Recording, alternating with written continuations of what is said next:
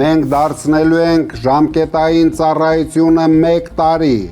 Մենք պետք է դուրս գանք այս աղետալի պարտության շղթայից եւ վերականգնենք մեր արժանապատվությունը։ Մեր զինվորը պետք է ծառայի միայն հաղթանակի, այլ ոչ թե կորստի համար։ Այս հստակ ուղերձով է Վանաձորի բնակիչներին դիմել Ուժեղ Հայաստան դաշինքի առաջնորդ Սամվել Կարապետյանը։ Իդեպ առաջին անգամ քարոզարշավի ընթացքում դաշինքի անդամների հետ հանդիպման եկած քաղաքացիները կարողացել են ուղիղ կապի օգնությամբ իրենց հետաքրքրող հարցերը տալ տևական ժամանակ տնային կալանքում գտնվող բարերարին։ Կարապետյանը վստահեցրել է, որ դաշինքի ծրագրերը մեծ տնտեսական աճ են բերելու մեր երկրին։ Նա առանձնահատուկ ուշադրություն է հրավիրել զինվորական ծառայության պայմանների բարելավմանը, ուսանողների համար կրթության հասանելիությանը եւ հայրենասիրական դաստիարակության վերականգնմանը, որպես ազգային ինքնության պաշտպանության հիմք։ Մենք առաջին հերթին հետ ենք բերելու Հայաստան հայրենասիրությունը։ Ես հասկանում եմ ինչքան վնասներ սրանք տվեցին մեր հայրենիքին, ոչնչացնելով ոչ միայն գրականության մեջ, նրանք կոնկրետ ոչնչացնում են մեր ինքնությունը,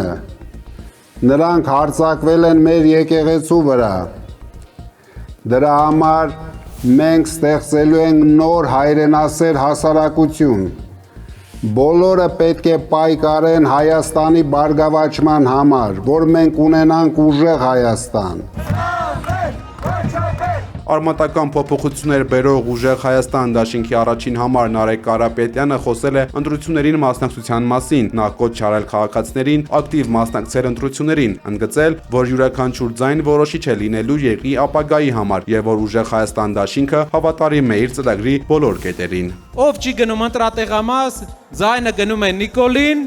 եթե չես ընտրում, ձայնդ գնում է Նիկոլին։ Փաշինյանը գնում է Ալիևի մոտ, Ալիևը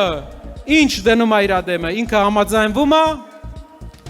եւ վերջի պայմանը դնում է ադրբեջանցիների գալը։ Համաձայնվում է, հելնում են քաղաք, տեսնում ենք բեղերով մարդիկ են շրջում մեր քաղաքում։ Լավ միտք է, չէ։ Դրա համար բոլորս իրար հետ գնում ենք ընտրության, մերժում ենք այս մարդկանց, համերաշխություն ենք տարածում մեր հայրենիքում, սեր, համերաշխություն ու բերում ենք մեծ փոփոխություններ մեր երկրում։